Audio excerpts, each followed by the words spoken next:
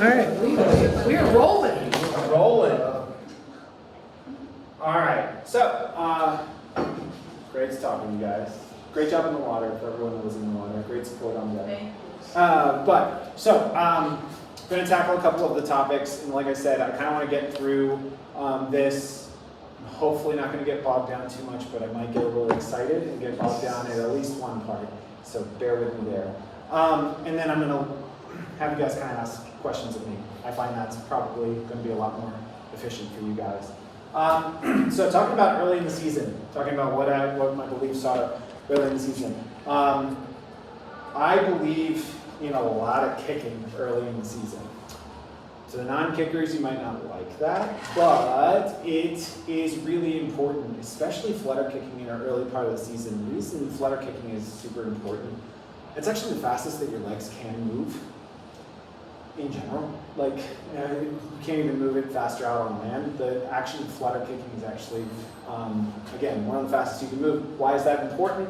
Well, if you stimulate muscle enough, fast enough like that, it actually encourages capillary development. So what does that mean? You can get blood into and out of your muscles a whole lot easier. So working on flutter kick, especially earlier in the season, I do believe throwing butterfly and breaststroke kicking in there, but working some more flutter kick early on in the season means your legs are a little bit easier to train later in the season. Okay? So the other part, I think that goes along with it, and I'll get into kind of specific sets, what they kind of look like, is just general aerobic development. I think that's kind of goes hand in hand. Again, as we kind of discussed in the pool, sometimes people come in varying levels of aerobic in shape-ness.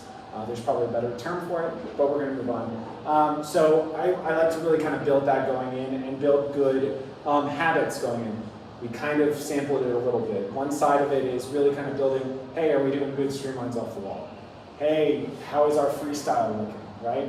When you get out of shape, maybe that means you haven't been in the pool as much. Sometimes your body has changed, put on weight, lost weight, put on muscle, lost muscle. That can really change what your whole skill set is and how your body floats and everything like that. So starting that early can head off a lot of injuries later. Okay? So one of the ideas that I really like building up is the animal kicks. So you guys familiar with what animal kicks are? So animal kicks are basically, I haven't taught at a whiteboard in quite a while. 10-100's kick, right? At fastest interval. Anyway, so the idea is here is you want to kick at the fastest interval that you can kick at, right? So, hey, I think I can finish 10-100s on 130. Go for it, right? That's your animal kick number, right? I encourage people to go for as long as they can, not be ridiculous about it. If you've never kicked a 120 in your life, you probably shouldn't kick at a 125 because chances are that's a problem. Now, sometimes you can go and kick and it's just not your day, and maybe you kick 8 at 130 and then you're really not making it, and then you finish it up at 140, you kind of take an average in there. It's a really good kind of baseline to kind of figure out how to do or where you are kind of aerobically with your legs. Early on in the season, it might be something that you do that first week, maybe even the second week, depending on our levels coming on in.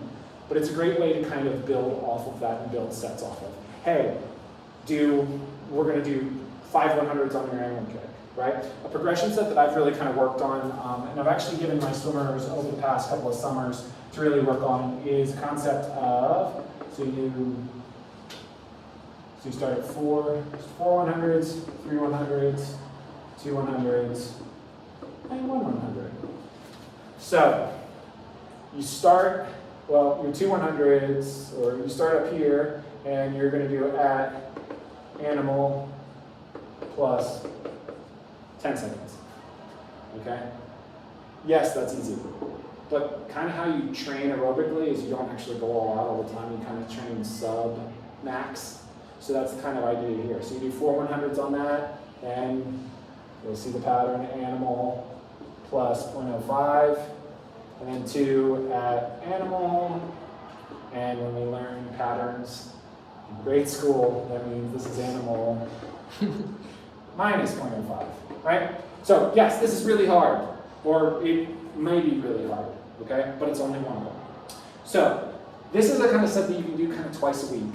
Start off kind of at this kind of base set, then every day after that week of base, so for twice a week, then we maybe add one here, so then it's 5, 3, 2, 1. The next time we do it, 5, 4, 2, 1. And then what I really like doing when it's one-on-one, then you kind of get to choose where you add the other two. And by that time, you've kind of done 4 weeks, and then it's about time to go back here to kind of see if we did it correctly. Okay?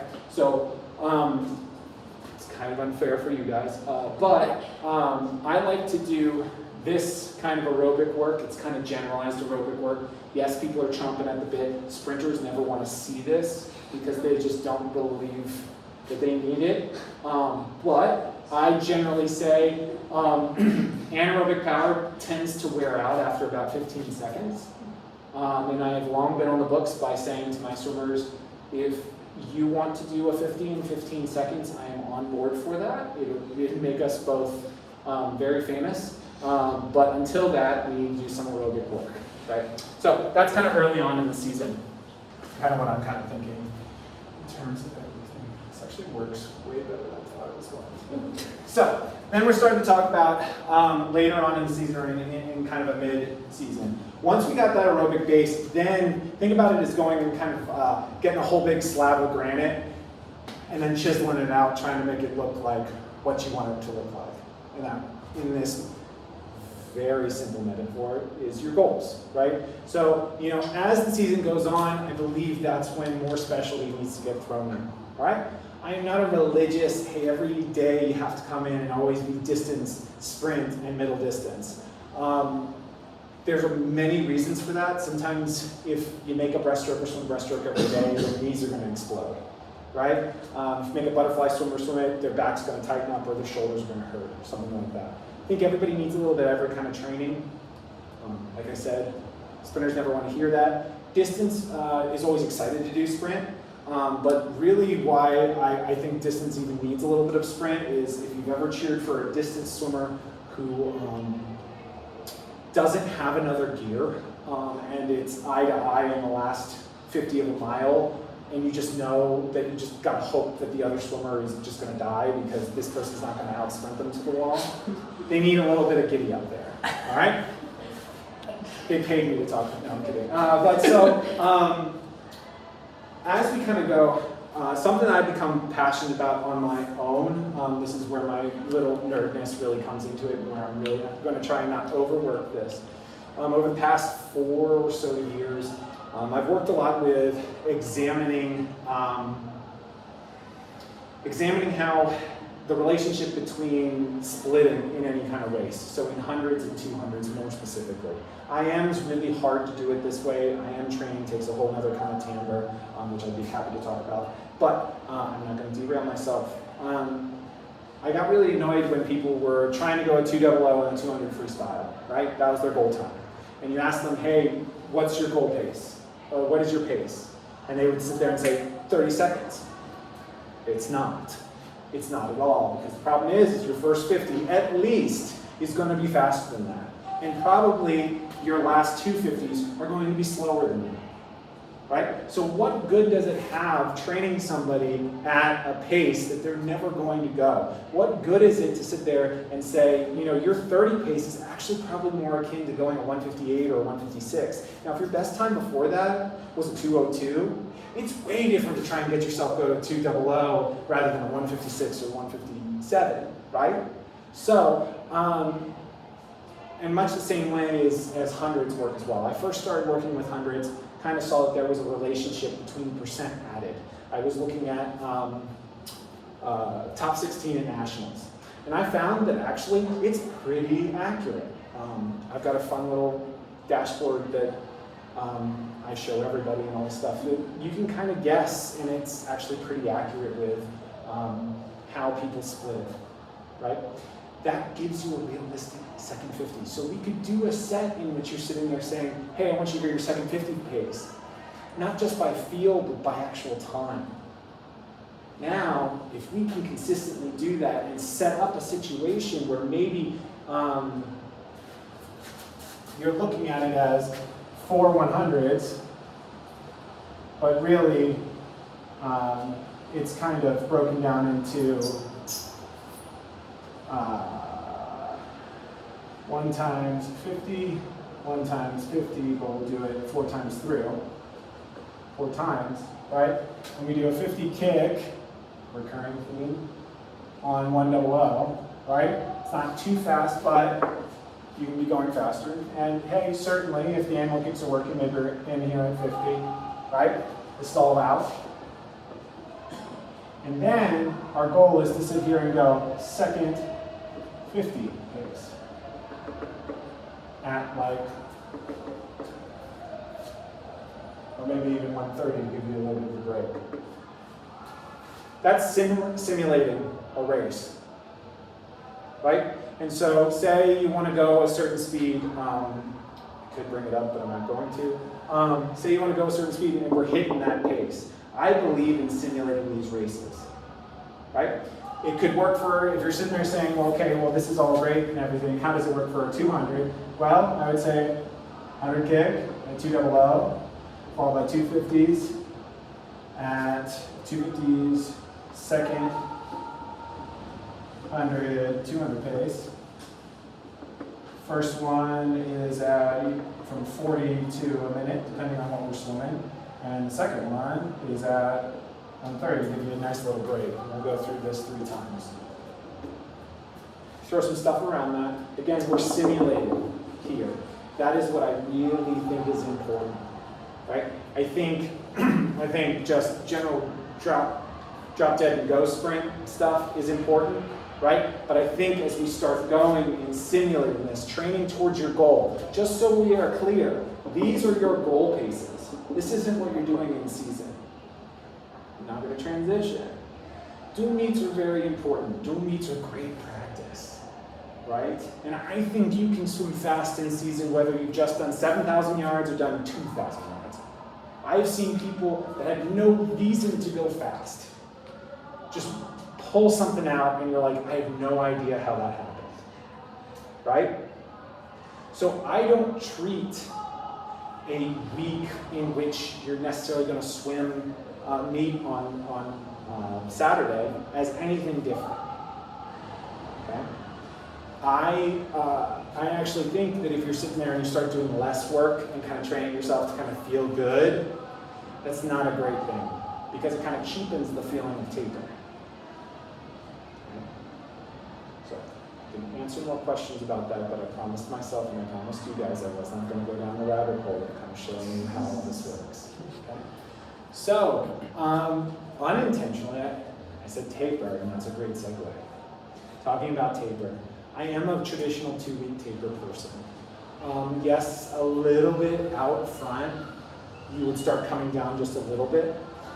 In general, I believe in the kind of taper, step model. So kind of, like I said, you can start going down a little bit, and then you hit a point and you drop, and you go, and you drop, and you go, and you drop. A lot of people always think this needs to be a straight line, like a lot of swimmers, because you're like, here it's taper time, so we're going to be dropping every day. That really doesn't work. Your body actually has to adapt, so you actually have to plateau for a while, okay? Now, in the past, I have been a proponent of 3, so sprint, middle distance, distance. I'm becoming more interested in the idea that there could be 4. Sprint guys, then sprint ladies, and mid-D guys, and then obviously move up there. And distance can maybe be just one group, but really kind of go sprint guys, mid-D guys, and sprint ladies, mid-D ladies, and either a little bit of distance, and then the last bit being distance. Right? Distance is one of those things in which you kind of slowly go down and you kind of drop them right at the end. That's just kind of how it all works through there. But generally, I am a 2-week taper person. I've thought about it a lot looking at your guys' academic schedule. In my past, I've been more of a drop taper mid-season, which is not giving up all the goods, right? It's only just it's only a 3-day and all that stuff, because again, you're really trying to work down there. I'm a little torn on the way that your schedule goes, because it kind of could work, but if we're not going to do a whole lot of work after it, before you go on to Christmas and then get kind of back into it and everything like that, that can start to mess up the big game. In my areas, I could really mess that up. So, I don't know what I think about that, but I'm working on it. Sometimes people want to hear, are you open to suggestion? Absolutely I am. One of the best things that I heard from a coach, he actually was the AD of my college when I was there, and he would tell a story. I took coaching from him actually, and he said he was so sure that he had to taper this one lady one way, and it kept not being right, and she's like, I think I need to do more yards, and he's like, no, I've looked at everything, you need to do it. It didn't work. And he's like, finally, her junior year, I trusted her, and she went best times. And I believe, obviously a generalized approach, but I also believe there has to be individual, you have to be open to kind of individual kind of feedback. Yes, there is a point at which it's just going to have to be, going to have to trust me, right? But I think there is time to kind of wander around. One of the top sprint flyers that I coached a couple of years ago, she would do the first part of her taper in mid-D, because that's what she needed, right? And she was a 5,400 flyer. And so it was one of those things where she needed more yards early on, and guess what? Trusted her. And it worked out. So I blew past that rather quickly. Hopefully I gave enough information all the way around. And now I would open it for questions. Still 82.5, it doesn't feel like that. Do you have a necessary specific time in the season, whether it's like a week or like a weekend or a just point of where we are as a team when you would start specializing? It's actually I would actually say to do a blanket statement probably isn't in my best interest. You would have to sit there. I would say specialization probably has to start occurring probably anywhere from 3 weeks to 5 weeks in. Okay. I think that, but when I say specializing, there can still be generalized sprint sets where we're doing 50s off the block, 100s off the block, but everyone's going to do them, right? And so we are getting a little bit of that, and the aerobic is really going to be covered by distance, but that's kind of where I feel comfortable at this time, kind of saying that. But again, it's one of those things where I'd have to kind of take the temperature of the water, not to rub salt in that room, but before kind of jumping in. What are your feelings on dryland and lifting? I love them. They're great. I actually think of the two as kind of working on a continuum. I'm a big believer, so one side of the continuum I kind of think of is lifting, right? Lifting is important. I think that's certainly been shown. I think you can build you need to build a lot of good, smart muscle, right? We don't need to be weighing ourselves down through that whole thing. I don't necessarily believe in the more, what I will say, gimmicky lifts, and I don't want that to be kind of a pejorative kind of way. It's like, as I was talking about on the pool deck, swimmers generally don't know where their body is on land, so to try and really do hey, we're gonna simulate a butterfly pull down, on the lat pull down bar. If your elbow's just a little bit in, that's gonna shred your shoulder. Even if you're doing lightweight, right? So I'm more into the kind of more standard kind of lifts. I do like Olympic lifts, but that being said, if no one's ever done it before, I'm certainly not going to tell them to lift a bar above their head when they're not ready to deal with those consequences. So that's on one side. So as we kind of go into kind of dry land, I think dry land is a great place to kind of start recruiting that muscle, right? So you're sitting there saying, okay, so we built it here, but now I need to start seeing it in the water. Well, you can use that in dry land. Dry land, you're going to be using obviously less weight, more body weight.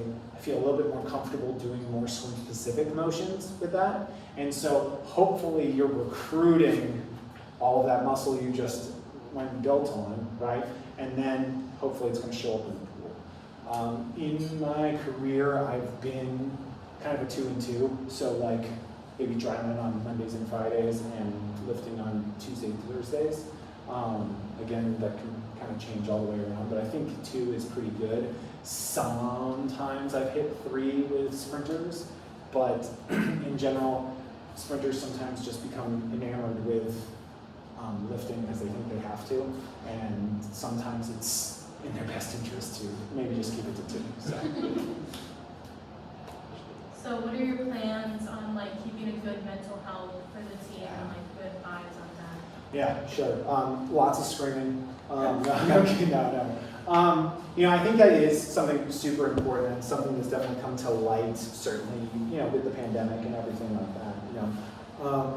I am a big, I've got a background in sports psych. My master's is actually in sports psych. It's technically called sports studies, but that's kind of an artifact from when you said sports psychology and all like the 1950s era, like football coaches were like, don't talk. So they're like, oh, this is sports studies, but it's sports psychology. I've always done an open door policy. I do want people to come in and talk to me. I have always been someone who can talk and somebody who can listen. Part of the reason I was very pragmatic when I actually started looking for what I've been, what I went to college for, which was psychology, and then went for sports psychology, because I was like, hey, people talk, I can talk to people talk to me, maybe I should be a psychologist. Sounds really dispassionate, but that's kind of what I looked at. And then kind of built in through there. So I've always kind of had that kind of policy. I've worked with a lot of my swimmers, confidence, worked on goal setting, worked on anxiety kind of issues. Love reading books about all of that. And then you start to self-diagnose yourself, and that's really healthy too. Throughout, on any day it can be a really bad day for someone. And I think that's really important to kind of realize. I think a great policy to have is, as long as if it's just not your day, just text, call, email, whatever, tell me before practice. And if it's just not your day, I'm probably going to tell you, okay, hope you feel better, okay, come in and talk with me later, okay, hope the test goes well, who knows what it's for. Now, if we're having multiple of those a week or multiple weeks in a row where we're taking that, that's probably like the canary in the minefield, the mine shaft, there we go. That's probably an indicator, right? I think the last part is I think it's never the last part, because you could talk for hours about maintaining mental health and all that. I do believe in a balance between swimming and everything else. Swimming can take over people's life. So it's taken over mine, right? And even I need my break from it, okay? In the past, with some of my programs, we have instituted some more on your own stuff. So, at Washington, where I currently am at, we've explored, and this could change about how this building is run, right? But we've explored, hey, Tuesdays, Thursdays are your double days. We have practice in the afternoon. In the morning, you're responsible for coming in and doing a little bit of a specialty work. And it could be like, hey, go and do a rep on a power tower, or do some reps on that, hey, do that, come in with a partner and all that stuff. You can come in at 6 a.m. if you want. If you don't want to come in at 6 a.m., you just have to come in later. You have to come in the morning. You have to come in, right? That kind of flexibility really helps. On our Wednesday practice, we do it as a come in on your own. We keep the pool open so that, again, you come in the morning or in the afternoon by yourself with a group, doesn't matter as long as you come in. Right? That's a huge logistical thing for our coaching staff to do. I think it's worth it. Right? And because you start not feeling controlled. I think swimmers by nature or they've been taught it through club swimming and everything like that. You know, you're like, I have 3 tests and a paper due, but I also have practice, so I'm going to go do practice and then I'm going to get everything else done. Well, if you're up until 3 a.m. in the morning, and then you're coming in for a mandatory 6 a.m. practice, that's not a lot of sleep. And guess what? Even if it only happens once a semester, it's still going to derail a whole lot, right? So, you know, I'm committed to working on solutions like that. I've also thought, you know, and I kind of shared in the Zoom that we had, is that, you know, I learned a little bit over like the COVID year. You know, we trained for 6 weeks and broke 7 school records. That doesn't make any sense. But guess what happened? People were invested, people were there, and hey, we could do stuff in 7 weeks. So what does that mean? Well, you have a 19-week season. Do you have to be going 1,000% every day, every year, like every week? No. Maybe it's a 3-week cycle, or 4-week cycle, so 3 weeks on, 1 week off. Maybe it is. I'm still working on that, but I think that's also really important. You know, if you were to go 1 week where you're maybe not having doubles, that kind of helps kind of reset. Not to wax too poetic, but I think I've grown in my opinion on passion.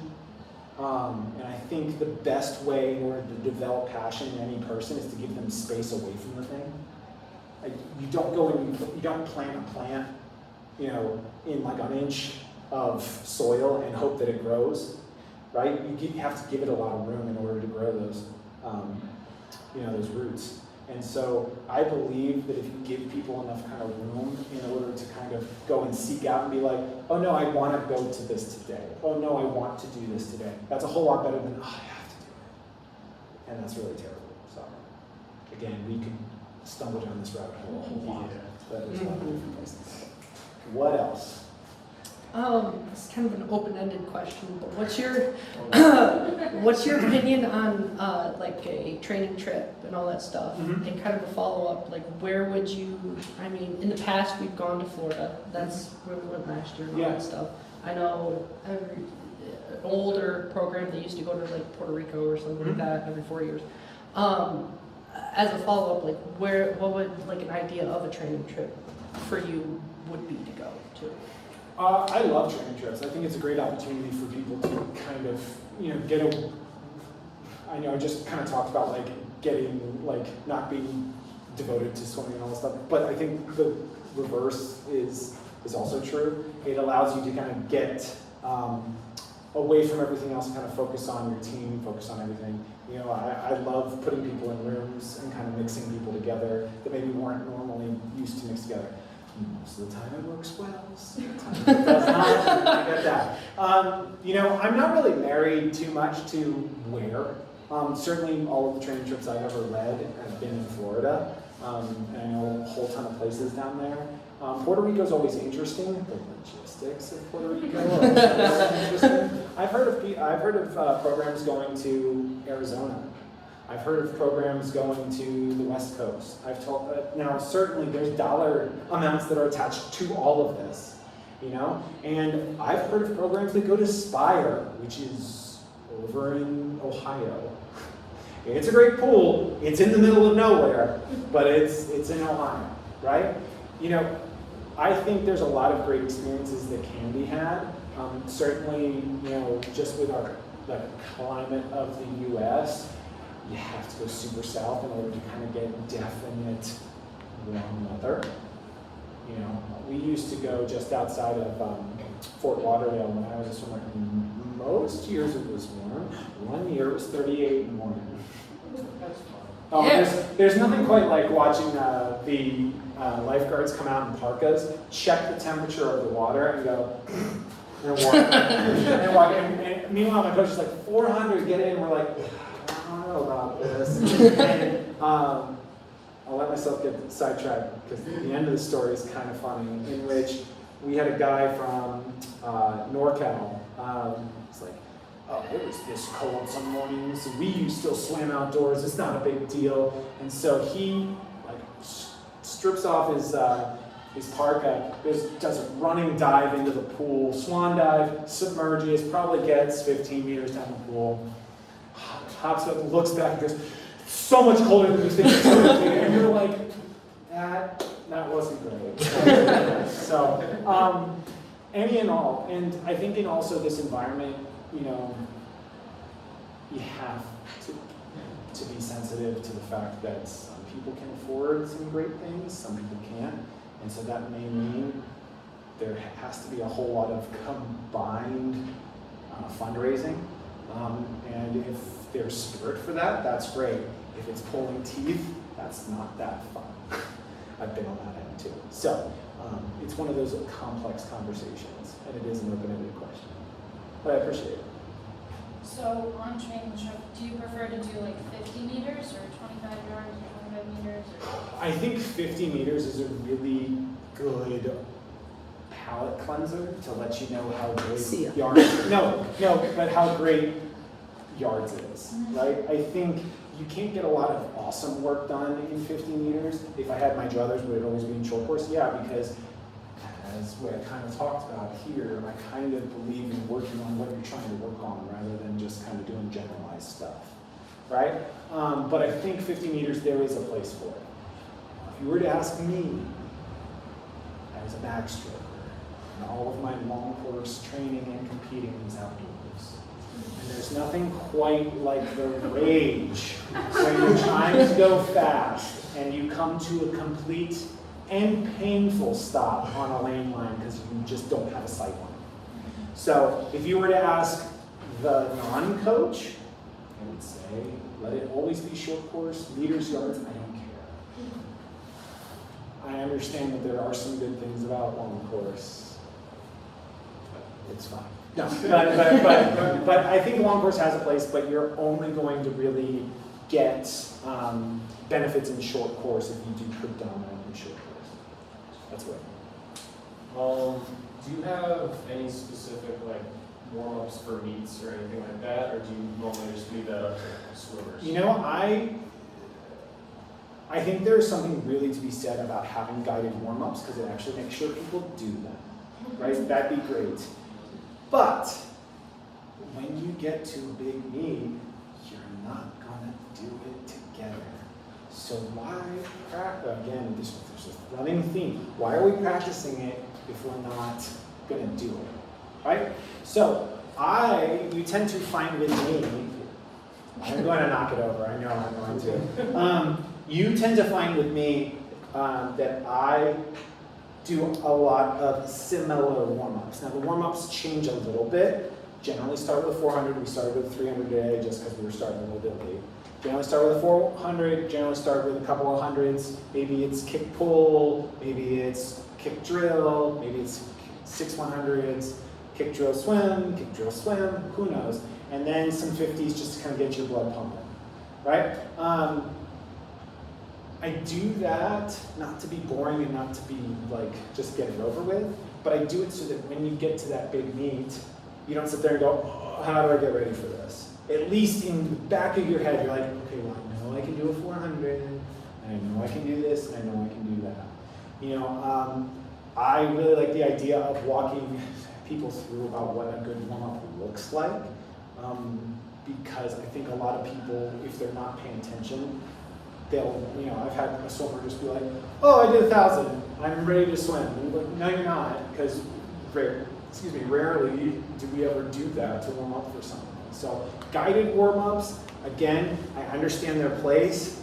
I don't think it's good to learn that as a crutch, but I am somebody who makes a very similar warm-up throughout the time, and that's not to just know that I have 1,300 less yards that I have to write because I'm always going to write the same thing over and over again. I'm going to switch it up, but it's just so that when you're getting in those high-stress meet situations, at least we can kind of get some automation going on there. At least your body is also going to say, yes, this is what I need to do in order to go fast, because that's what I've been doing all year. More of a philosophical question, I guess. Perfect. So I guess, what would you, I guess, kind of mentality would you encourage a swimmer? I personally am somebody who, if I sleep on the wrong side of the bed that morning, I'm not sleeping well. Like that's just like, Yeah. it's like it's all a mental thing for me. Sure. So I'm just like, I guess, what would you encourage others for? I think it changes for everybody. You know, I mentioned the woman in her flyer who was a 54. You know, I wanted to like I initially wanted to make her into a machine. I'm like, we're gonna know exactly how many dolphin kicks we're doing off the ball. We're gonna know exactly how many strokes we're taking. This is gonna be great. You saw somebody like Michael Phelps break a world record because he knew his stroke count and he had his goggles filled up with, you know, water on his 200 fly, right? She tried it once and came up to me and said, absolutely not. Absolutely not. I was worried about that the entire time. I couldn't do it. No, she just needed a high five. Hey, good luck. Have fun, right? There are some people that need that. There's not one way to do things, right? Certainly there are healthier habits, right? And, you know, where you're sitting there saying wrong side of the bed, you know, well, where is that coming from? Right? Think about where is it all coming from? And you got to unravel this a little bit instead of just saying, you know, hey, I need you to be tougher. It's like, tough looks different to a lot of other people, right? And you can have somebody who is gritty and wanted to go through, you know, and I've nurtured confidence in people. I've had a young lady come in, and I was joking about this the other day, because her first year swimming with me, we were about to go on an aforementioned training trip, and she was really good. She did everything we asked, and suddenly I get an email that says, I know this is irrational, but I've had this cough for like a couple of weeks, and it's not really bothering me when I swim or anything like that, but I'm convinced it's going to mess with my training. I've put in too hard work, and so I know this is not something big that I need to be doing, but you need to tell me it's okay. I still have that email. And I send it to her every once in a while. Because at the end of that year, she went to nationals for the first time. She came in as a 205 backstroker, and she went 202 that year. She got to nationals and didn't really do well, because guess what? She was used to being top dog, and then she walked in, and she was 5'3", and everyone else was 5'7" and above. And she just didn't do particularly well, right?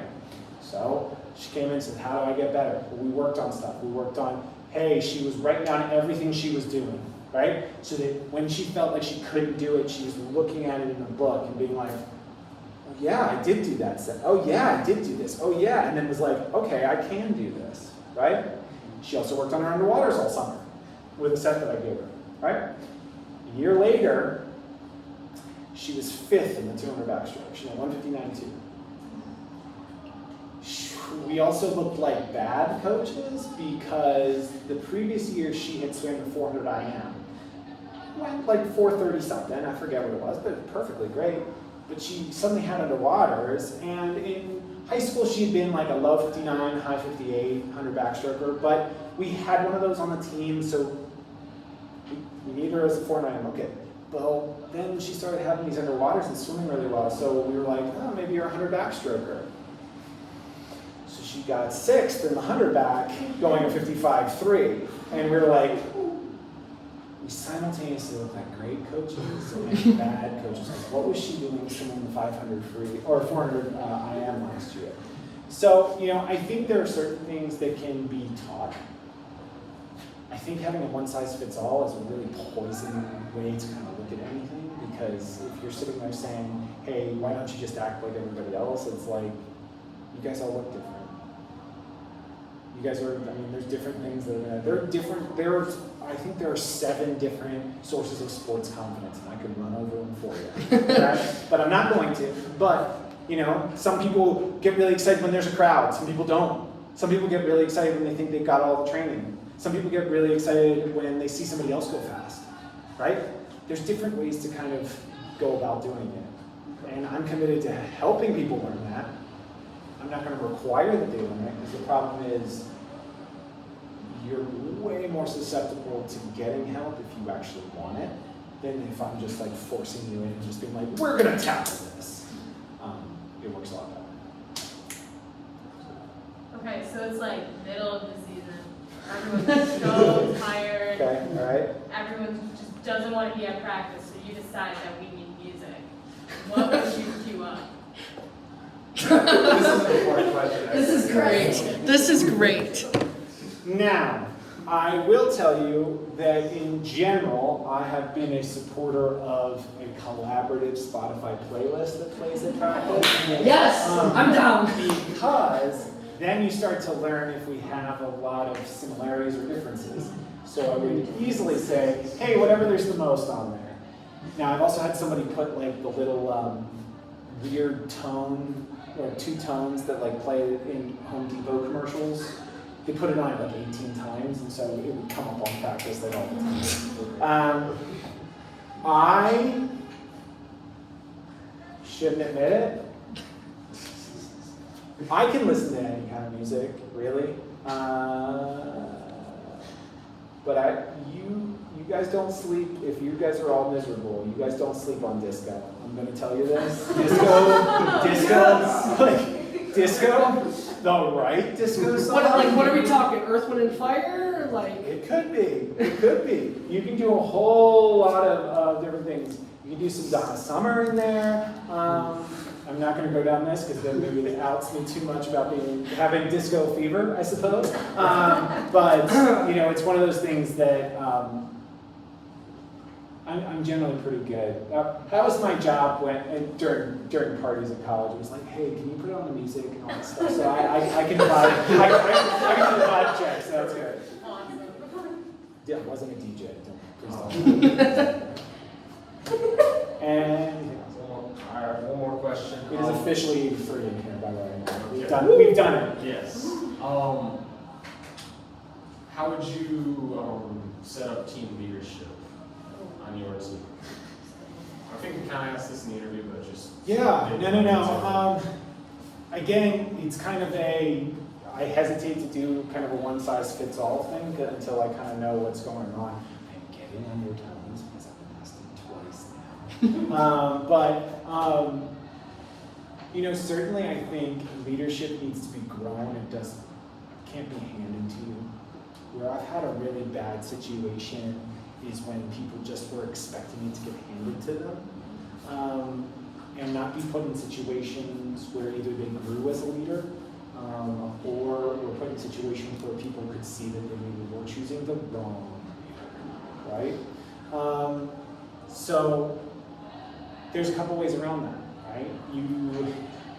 I talked about it in the whole in the interview, but I can talk about it again, where you sit there and talk about the kind of almost deputizing as you go. Like sophomores, you're in charge of really looking after the first years because that's really important. You guys are really close. You guys know exactly where you've been. Like you were the closest to that. Like things may have changed from when the juniors were the first years or the seniors or anything like that. So that's really important. So you guys really connect with them and really kind of guide them down the good path, right? Juniors, hey, you need to help the seniors. You need to help implement the seniors kind of what we're kind of doing, or the captains, or all of that, right? I think that really kind of helps the whole process. Now you may have a junior captain, and of course then that process gets kind of sped up a bit. One way, as I kind of just now alluded to, one way that you can do it is say, hey, if you get to your senior year, you're going to be a leader. And why that can work is because then everyone doesn't have then there isn't one person who has their nose out of joint because maybe there was like 3 seniors and only 2 captains. So there's always one senior, right? It can get some bad blood in there. Every person as part of that senior class can choose where they're going to lead. Because there are some people that are really good, rah-rah, but getting things organized and deciding on what a shirt should say or something like that, that's not them, right?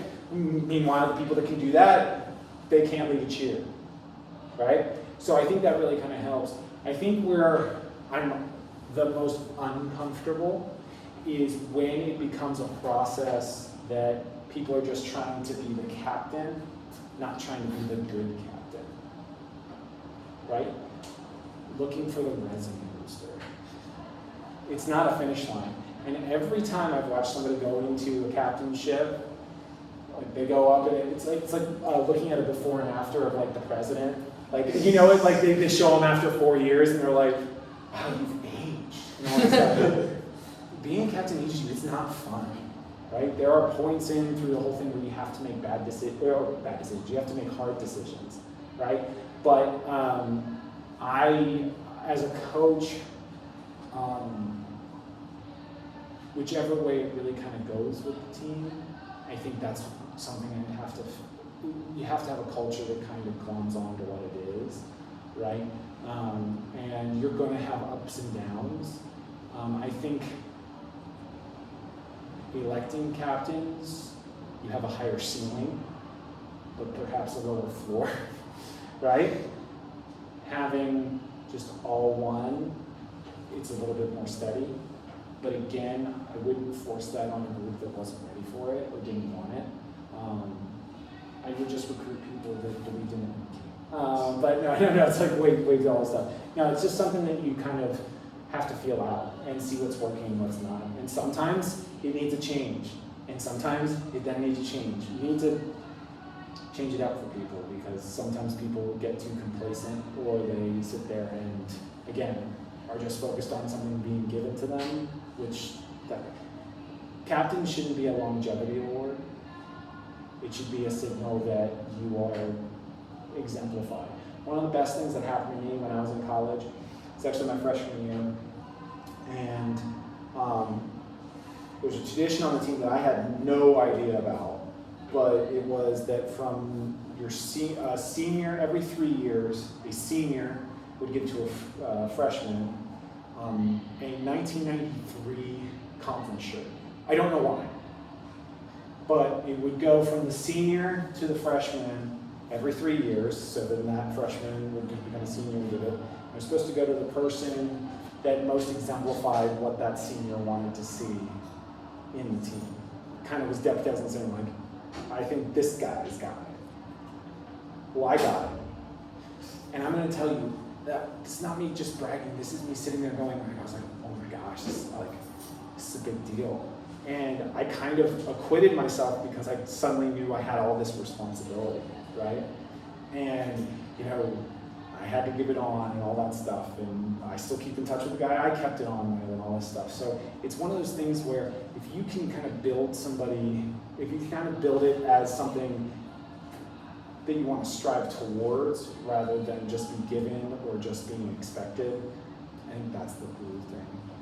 And like we've covered a couple times, there's not just one way to do it.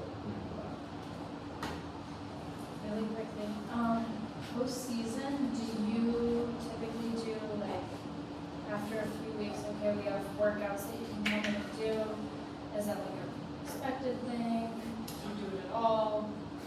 For NCAA purposes, I can't sit. No, I'm kidding. No. But you can't expect anything. That's part of the reason that I'm a Division III coach. I actually believe in that break, in that space. We talked about this. I think there's a lot of good to getting back in the water. I think there's a lot of good to not getting back in the water. Over the years, I've built up a Google Doc that I call the modular practice. And basically what it is it's just different little mini sets put on by their yardage, right? So you could come in and I give it to people. I can't track who comes in and who doesn't and looks at it. But I've allowed people to give requests, hey, we need another IM set in there, we need another something like that. And I can write it, I don't know if they did it, right?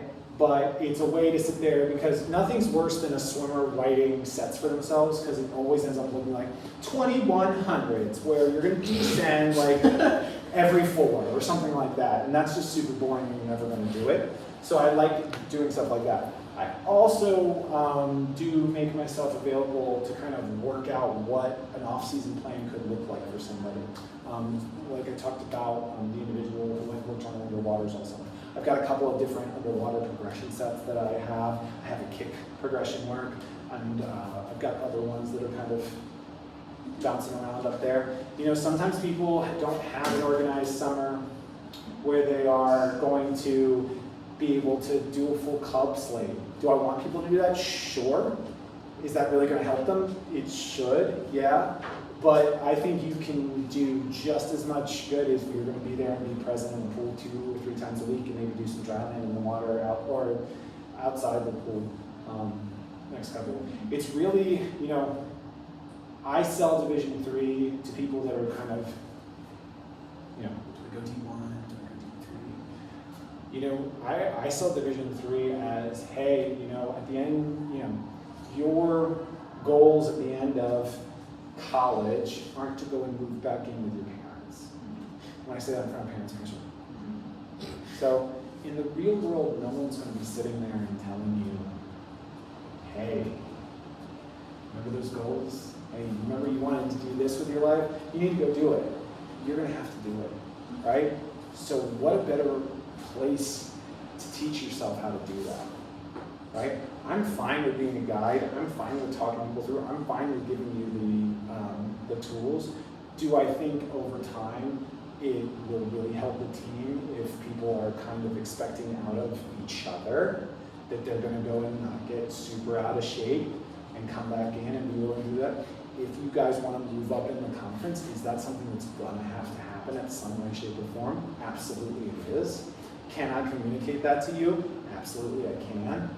But as far as requiring, again, I've always found that when people come in, I am bragging, and my stuff works on them because they came in, suddenly people go, oh, maybe I should start doing that because I want a season like that. I've learned as a coach, I can't lead people to the goals I think they should have. I can suggest, but anytime I've tried to kind of force somebody to go and do something, I think you can be an elite 100 freestyler, and I'm going to make you do, you need to do this. I hate the 100 free. No, you need to do it. I end up exhausted, you end up miserable, and we have a really bad relationship. The way I've kind of adapted is I will sit there and say, hey, I think you could have a really big future in 100 free. If you want to talk about it, come in and talk with me. And I might say that to you twice. If you don't come in and talk to me about it, guess what? I'm not going to force it anymore. And I'm not going to put it in some like slam journal that I'm wearing off to the side, just be like written off. Because guess what? I was once very, very, very convinced that somebody could be a conference champion in 100 fly. And she was like, nope, I think I need to do the 100 breast. And I said, I think you're just taking the easy way out. And she was like, nope, I want to do the 100 breast. I said, okay, fine, I think it's really dumb. And she went and broke our school record. Yes. I still think she could have. But I'm also, hey, I didn't have to fight with her. That was great. Anything else? Thank you. We've Thank you. 83.5, guys, we did it. And the whiteboard survived.